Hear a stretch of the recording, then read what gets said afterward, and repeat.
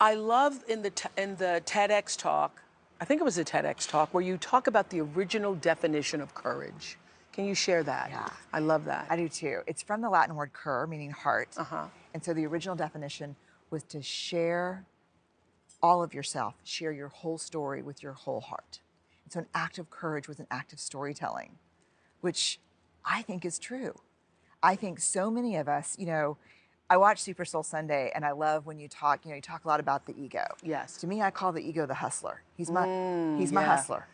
Yeah, that's a good term for it. Yeah, he's the hustler. And the ego says to me, you have no inherent worth. You got to hustle for it, baby. How fast you going to run? How high you going to jump? How many likes do you have on Facebook? How many comments do you have on that post? That's the hustle. Yeah. And isn't it, we now live in a culture that measures ourselves, by how many likes we get on Facebook. For sure. Yeah, yeah. We are in, I feel like, scarcity culture. Never enough. Never good enough, thin enough, rich enough, safe enough, certain enough. And what I think is interesting is, I wanted to get your thought on this, just because you've also been looking in the faces of people for the last many years, Yes, right? yeah. I started my research 6 months before 9/11. Obviously, coincidentally. We are afraid.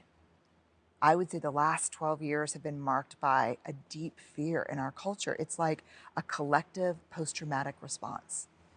Like, all of a sudden... Oh my God, I just had a big aha. What? I just had a big, finish speaking, but Okay. I just got that. I got that in a big way. No, I hope everybody else, I hope other people got it too. Yeah. Yeah, like you know what? Well, tell me. No, No, you you finish. go. No, you go. No, that was such a big aha. Tell me. No, I can track When you that. just said that, I just realized that we shifted from being on alert and afraid of whether it's the orange code or the yellow code. We somehow internalized that fear, and it shows up. It shows up in the bickering and the snarkiness and that we have internalized the fear.